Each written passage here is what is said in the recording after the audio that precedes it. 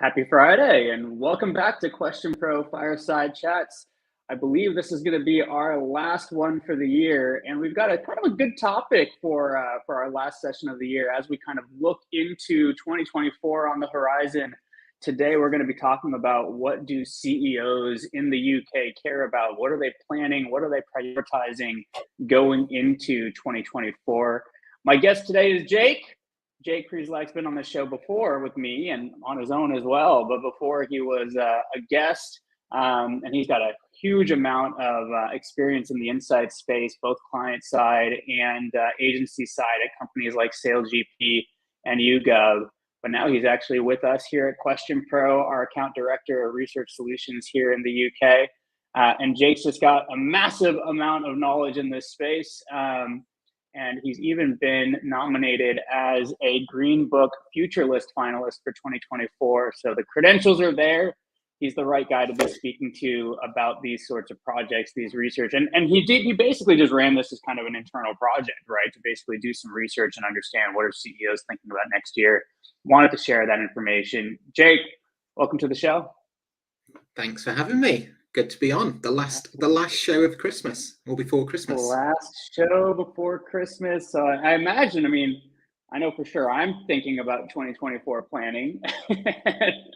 That's probably the bulk of what's on my mind at this point in the year, and that kind of last rush before Christmas to get plans in place, budgets in place, and make sure that we can get started on the right foot going into January. So I imagine most CEOs are thinking about that at this time of the year.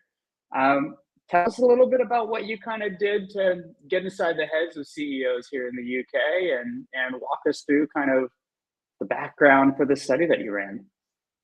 Yeah, definitely. So obviously with our sort of audience solution, we can be super targeted in terms of who we survey, who we interview, who we could run a quant or a qual study with. And like you said, I thought at the start it was going to be a fun sort of internal survey, which then got much bigger and much wider. But I thought, you know what, there's this sort of interest with what sort of MDs, chief execs, senior directors are thinking about in the UK, because they're often not heard from. They're often these people who are working behind the scenes, but then they're only heard maybe when there's a massive big problem happens, and then they need to be heard. So I thought, let's create a research project around that. So we surveyed senior director level individuals, so senior director up, who work at businesses of a particular size. So we're always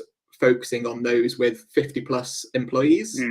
And they also had 2 million plus in revenue.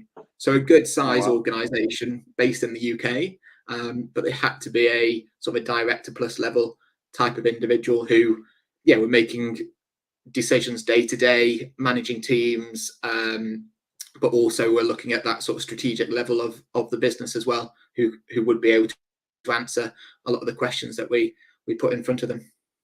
That's amazing. How many CEOs and kind of director level folks do we have answer this survey? So we had 350 in total. Wow.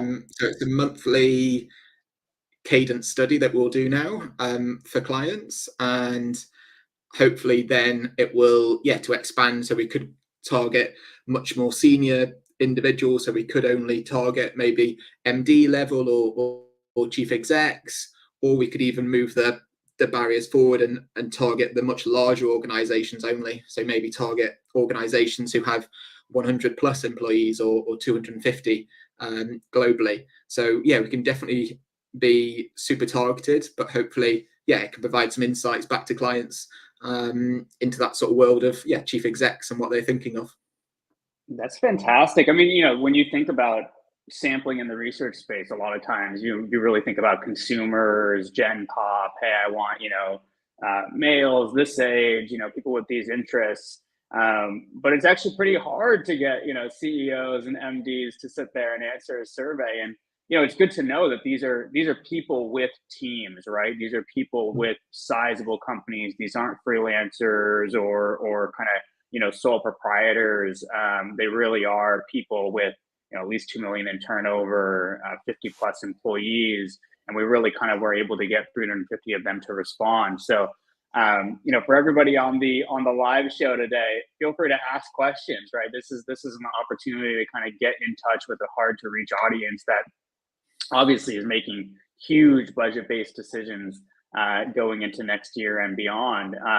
And Jake, if I remember correctly, you were even kind of taking questions from some of your clients and colleagues and people that you have relationships with. And so maybe that's something that we can even offer to people that are on the show. Are they able to kind of get questions into the next one? How's it going to work?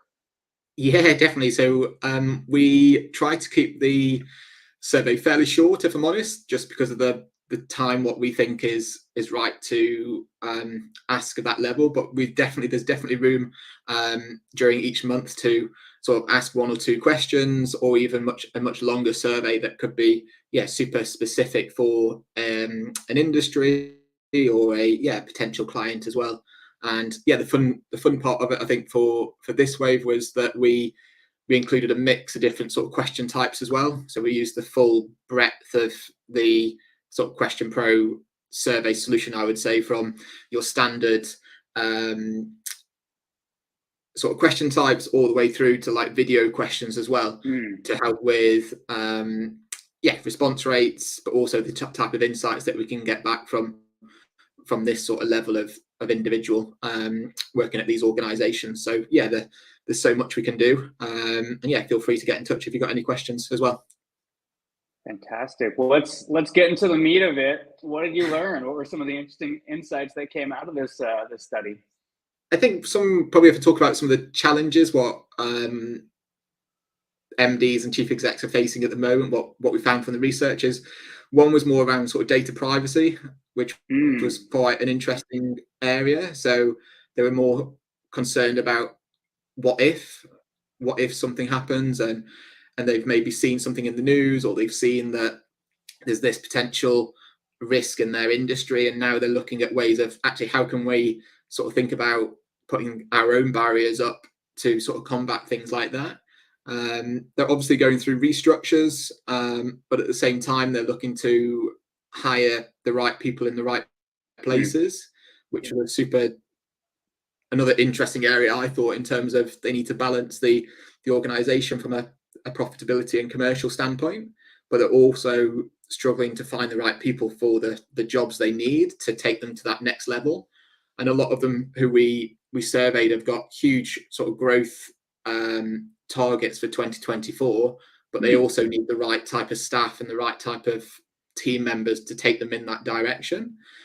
So that was another interesting area. And then the other sort of big challenge I saw from the results was the challenge of entering new products in their industry at a time when they don't know what will happen. So they're constantly sort of doing product development, they're working on new service lines and new areas to help from a commercial point of view, but with so much particular uncertainty in different markets, they're unsure actually, should we be going to market right now? Is it the right thing to do? And there's just juggling different priorities as they would do. And that's just one of those priority areas that, they have to think about on top of everything else.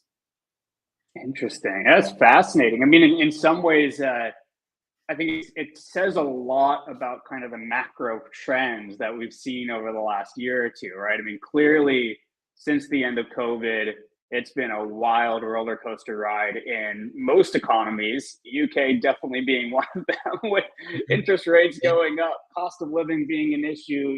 Obviously, we've seen a lot of chaos in the employment market. But what this tells me is that it almost feels like CEOs kind of feel like this is the end of this tightening period, right? Really, really interesting to hear that the growth targets for next year are much higher, right? I mean, if you look at 2023, it was more about consolidation, profitability, efficiency, less about top line growth. And it does look like the sentiment that's out there is, hey, we're ready to take on bigger numbers, bigger targets. Our boards are asking for it, our investors are asking for it. But you kind of have this split picture where on one side, okay, we got to get back to growth, but we still have this kind of risk aversion thing that's going on, right? Coming out of the last couple of years. Yeah, and I think actually we saw that more so in the smaller organizations who we surveyed in comparison to ones who were larger. So that sort of risk adverse was much more prominent in those smaller organizations in comparison to those who we surveyed, which were much larger, and maybe they were able to take that slight risk from a business point of view because they had maybe reduced costs or just the opportunity to take that gamble in the market that they know so well. Right. And I mean, it seems like in the places where people are wanting to take risks, they want to make really informed decisions, right? So, hey, I'm willing to go risk hiring more people and adding to my staff, but I need really, really good people, right? That I want to be opportunistic. Maybe it's not a matter of kind of increasing overall headcount, but it's a matter of saying, hey, we're still going to do some hiring and just kind of up level the skill set, up level the experience of the team, right? So we're not in that kind of, zone of 2021, just hire at all costs, right? It seems like people are being a little bit more practical, a little bit more rational. You're seeing that on the new product side too, right? I think before, and I'd say even over the last decade or so, right? It was like, yeah, just launch new products and see what happens, right? And now it's like, okay, well, we want a lot more data before we go out there and launch new products, do new campaigns. We've got to do them in 2024, right? I think in 2023, maybe 2022, you can kind of get away with just saying, hey, status quo, right? Let's consolidate, let's get back to profitability. But clearly people want to make some bets in 2024 and they want the data behind it. And then obviously I think there's this larger trend of information security, privacy, right? Making sure that you are kind of not at risk of cyber attacks. Clearly that's on people's minds. And so, you've got a lot of data here that people can kind of latch onto. Yeah, it was interesting because we sort of compared, so we asked a couple of questions in terms of the aspects the individual was familiar with. So how familiar were you with like cyber attacks, cyber security, things like that? And then we also asked things like out of these particular areas, what are your particular priorities as part of your role? It was super interesting to see those who were super familiar with things like cybersecurity and how that sort of went in their priority list versus those who are less familiar with things like cybersecurity, and where that sort of lined up in terms of, is that more important than business growth? Is it more important than sort of staff and talent attraction, or is it less so? And these are sorts of things that we've sort of been able to analyze behind the scenes and put into the report. Yeah. So tell us more about that. I mean, for the people that were more familiar with cybersecurity, was it a higher priority or was it a lower priority? Yeah, absolutely. So those who are much more familiar with things like cybercrime, cybersecurity, that sort of general cyber world, were much more likely to have that nearly to the top of the list of their priority areas, versus those who were less familiar. It was much more lower than I would maybe anticipated. I was always going to assume that you may see loads of news articles and things in the press about cybersecurity and hacking and all those sorts of different issues, that I thought, you know what, this will be top of the list for most. But even things like talent attraction, restructuring, that sort of commercial growth was sort of higher up the list for some than cybersecurity and hacking and things like that. Makes sense. Yeah, I mean, I didn't know if it was like, well, the people who are less familiar with it are more scared about it and want to invest more, and the people who know more about it. But actually, clearly, what you're seeing is like, the more you know, the more you want to protect yourself, right? Like people know the downsides here, and I think even as kind of general consumers, right, everybody's realizing like the data privacy stuff is really, really important, right? And there's a much higher bar for it. Paul, great to see, the the shout outs here. I think you're absolutely right that, wow, it's going to be a challenging year for CEOs in 2024, right? You kind of have to take all the lessons learned from the last 2 years, but then get back to growth and innovation. I think probably for the people on this call and for you as well, Paul, like I think one of the interesting takeaways that I'm kind of getting out of this is that for us who are selling into a B2B landscape, I think clearly CEOs are going to need much, much more help going into 2024, right? Whether it's from a talent and a recruitment perspective, how do I get the right people on board? Where do I go to for help? Or on the, how do I launch the right products, make sure that I've got data there, whether it's market research, consulting, studies that can kind of back up our decision making. I think that's probably the good news here, is especially for us who have been in the B2B space for the last few years where budgets have gotten a lot tighter. I think this seems to indicate that, well, there's going to be more budget for help. And CEOs are going to look for that with their kind of partners and their vendors going into next year. Jake, would you kind of agree? Is that what you're seeing in the data? Yeah, definitely. I think there's obviously that it's like cost versus reward argument, isn't it? And treating things like how can you attract more talent and how can you also keep the talent in your business as not as a cost, but as an investment more so. So whilst at that level, they're more thinking about the different cost centers and reducing costs and thinking, how can I trim this person's budget down by X%? It's more treating some of these areas now as an investment in the short term. Mm-hmm. Hopefully see the upside in the sort of third or fourth quarter of 2024. And I think we more see that now with those areas where sort of chief execs are more familiar with that area versus those where they're actually looking to get more training in and more sort of professional sort of development in particular areas. So yeah, things like cybercrime came out as an area that people wanted more sort of training and more sort of upskilling in, even at that level. So it's super interesting to see that even at that level, people are still wanting to learn new areas of the business that they may not know, and adapt to what the sort of market is doing at the moment.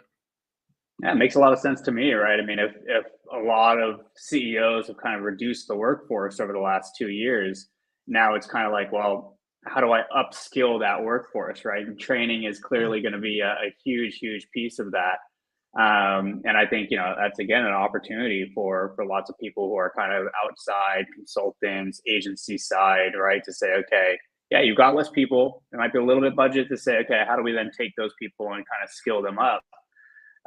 Jake, what else are you seeing in terms of like what's having an impact on performance? So, clearly training is one. What else are you seeing that CEOs are kind of saying, you know what, this is going to help me increase the performance going into next year? I think there's probably three main areas that came out from the research. So one is actually the increased competition from others, and they're finding that actually there's more and more organizations coming into their sort of pool of competition that they may not have thought of before. And I think when we also asked about whether that was a negative or a good thing, they actually thought increased competition was a good thing, because it meant that they could find that sort of USP and they could still have that market share. It just meant that they had to work a little bit faster and a little bit more agile to get to where they wanted to be. I think the other impacts, what we saw was more sort of customer satisfaction and actually keeping current clients on their sort of roster to some extent. And whilst keeping a close eye on customer satisfaction, or also thinking about sort of outside influences and bringing new clients and new business in as well. So that sort of halfway house between, keeping sure it's a well-oiled machine internally, but whilst thinking about, hold on a minute, I also need to sort of drive new business sales at the same time.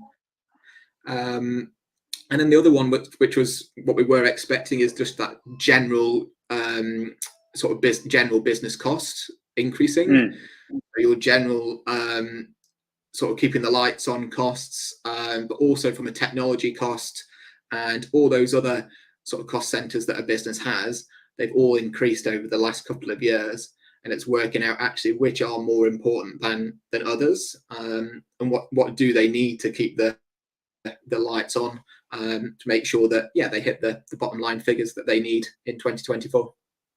Right, makes sense. So I mean, obviously inflation is slowing, but all of those increased costs over the last 2 years are not going backwards, right? I mean, those budget line items have gotten bigger. But it's interesting to hear about this kind of competition piece, right? And this kind of notion of keeping the customers that you have, right? I think we all know it's cheaper to keep a customer than try to go and get a new one. And I think that in some of these cases, those years right after COVID, a lot of these markets just saw so much demand and so little supply that customer acquisition was super easy. Right? Whether you talk about in the travel and hospitality space and the auto space, right? I mean, we saw some of those kind of macro environments where it's like you didn't have to do anything to sell a car, right? I mean, people were coming to you, banging on your door and paying, 20% premium. Same thing in the travel space, right? It's like, I mean, after COVID, all of these, folks in travel hospitality are doing super, super well. But now you're kind of coming back and seeing, okay, well, the supply side has normalized, right? So demand is maybe kind of leveled out a little bit. Supply has come up, which means it's more competitive. And it's interesting to see that CEOs aren't necessarily kind of feeling like it's a bad thing. I think in some ways what they're realizing is like, okay, cool. Now we just have to focus on the customer experience, right? It's not just about delivering the car, but it's about delivering the car with the right experience, right? The right level and, the right sales process, the right customer journey, the right level of support and service. And it seems like that's almost kind of where the focus is going, is to say, how do we differentiate on experience? We're okay with more competition, but we got to do something more in terms of the experience and the products to both keep our current customers, but then start to get ahead of the competition and not just rely on these like weird supply and demand trends that happened after COVID. Absolutely. And I don't think businesses want to get into that battle of sort of reducing cost and getting into that sort of game. They know what their sort of USP is, don't they? And they want to try and keep to that motto. And as long as they keep to that game plan, that's where they're hoping they'll meet their sort of commercial goals and the targets they've set for next year as well. And that's hopefully we'll find out in sort of 6 months and 12 months time when we sort of revisit some of these sort of questions that we've asked in 2023. Will we see that the targets chief execs have set, have they been too stretched maybe, or are they in line with where they thought they would be at the end of next year? Yeah, I mean, it's interesting to kind of see this stuff from the data perspective, right? Because I mean, obviously, COVID, it feels like it was a long time ago, but also just yesterday, right? I mean, you're still feeling all of these ripples that are happening coming out of it. And I think a lot of what you're talking about almost feels like we're getting back to some level of normalization in 2024, right? That we're going to have a healthy amount of competition, a healthy amount of growth and investment, but not like crazy, growth at all costs, just hire at all costs. It seems like at least the data and what CEOs are telling us is that, okay, it feels like hopefully we'll see some level of normalization out there going into 2024.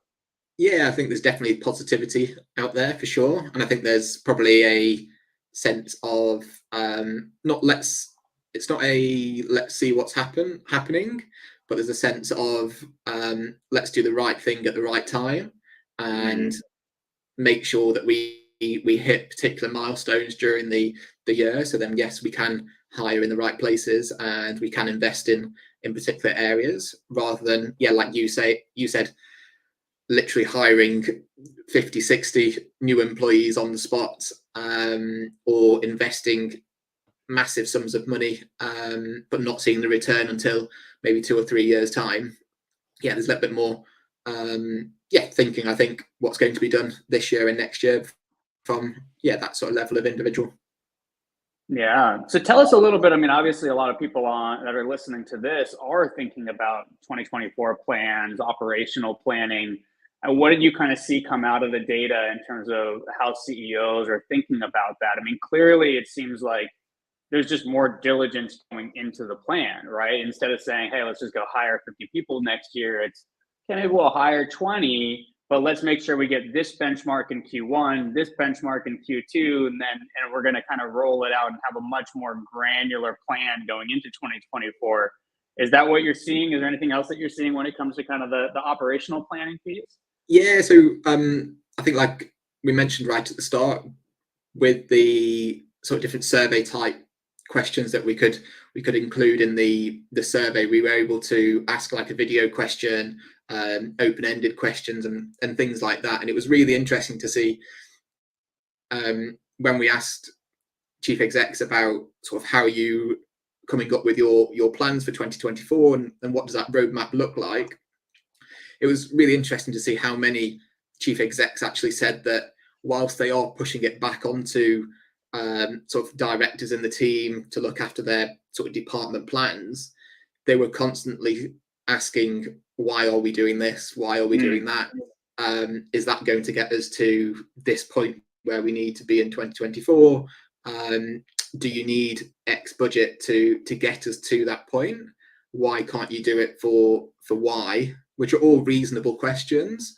But I think what we have found is, or from the research, is that the chief execs are putting a lot more sort of emphasis on their team to come up with these ideas and come up with some of these plans, because a lot of the time they are in the weeds and they are in the trenches to some extent of the work, and they see what the clients are seeing, they see what the market is seeing, and the chief execs are putting that more pressure on their sort of team to come up with these good ideas and bring them to life in 2024. Right. Things what we saw was things like digital transformation and sort of moving the business forward in that. So we saw that a lot of businesses during COVID, they took a massive big step in terms of sort of digital transformation. You see it in the financial service sector a lot, but now other industries are moving in that same direction. And also, like I said, cost reductions and sort of customer satisfaction were those sort of three main sort of pillars that we found that would enhance that sort of strategy moving forward. Interesting. Yeah. I mean, obviously, CSAT, right? Customer satisfaction. Okay. Well, we got to keep the customers we have, right? Competition is increasing, costs are increasing. The digital transformation one is actually quite interesting. You know, I would have kind of thought that after the COVID years, people kind of felt like, okay, we really, really accelerated our digital transformation, and maybe now it's not as big of a priority, but you're seeing it's still there. It's still one of the top priorities going into next year for these chief executives. Yeah, so I think when we were able to split this by industry, so we obviously surveyed a range of different industry types, and industries like the financial services sector, this was a much lower priority for them, simply because I think they're all already on that journey and they've been through this sort of journey 2 or 3 years ago, some probably even 5 or 10 years ago. But the industries where we saw this more prevalent was healthcare. We saw so like healthcare, insurance, and sort of more consultancy type based organizations where they wanted to move into that sort of digital sort of transformation space more so than other industries where they are probably a step ahead in that regard, in terms of what they're offering their customers and clients. That makes a ton of sense. I mean, I think especially for folks in kind of the healthcare insurance industries, I think COVID years were like, can we just even stay afloat? Right? We can't really think about investing too much. Like, we've got so much going on. And now they're learning from that, right? And you're kind of still in that period of saying, okay, well, we have to prioritize this stuff going forward, right? I mean, you know, we've got to have a digital e-health offering. You know, you've got to be able to engage with your insurance, you know, on your mobile app, on your phone, on the web. So really interesting kind of data coming out of this. I mean, clearly it feels like a lot more diligence and questioning is going into planning this year. I think it's healthy, right? But I think to Paul's point, it does mean that you probably have a little bit more of a challenging job as a chief executive going in, you know, and I can feel your pain right now, right? With Christmas a week away, you're still probably asking a lot of questions and really looking at, okay, what are in the plans? Why are we going to do it this way? Why do we need to spend this here? Is this the right move? But again, all I think really healthy things. And I think to me, a sign that we're maybe returning to some level of normalization going into next year. So it's good to see it. It's good to see it in the data, Jake. Any other kind of last takeaways that you want to share before we wrap it up? Yes, probably the very last one is so we haven't shared the full report on during our chat today, but we are actually going to be hosting a sort of a private webinar in the new year. So sort of mid-January, we're going to be sort of showcasing the report, and I'll be showcasing all the questions we asked for this particular wave. So once the sign up page is all up and live, then please do sort of get in touch and sign up to the webinar, and then we can talk through the results with you on that call as well. That's great to hear. Yeah, so it's great to hear that people will actually get access to the data, to the report. They'll be able to see the questions that you kind of asked. It's great to get some of the high level takeaways today. I think it's definitely going to be an exciting year next year. But for now, it's time to head into the holidays. This will be our last fireside chat for this year. We'll be back second week of January. Friday, the 12th of January, will be our next show. And we'll be joined by Peter Wild from FeedbackWorks. We're actually going to be talking about employee experience. That will be a great show. But for now, enjoy your holiday break. Enjoy the new year. Good luck with all the 2024 planning. It sounds like it's going to still be full on for at least the next week and maybe through the holiday period. But I think these are all good things to hear going into next year. Jake, thanks so much for being here. This was a great chat. Thanks for having me. Have a good Christmas, team.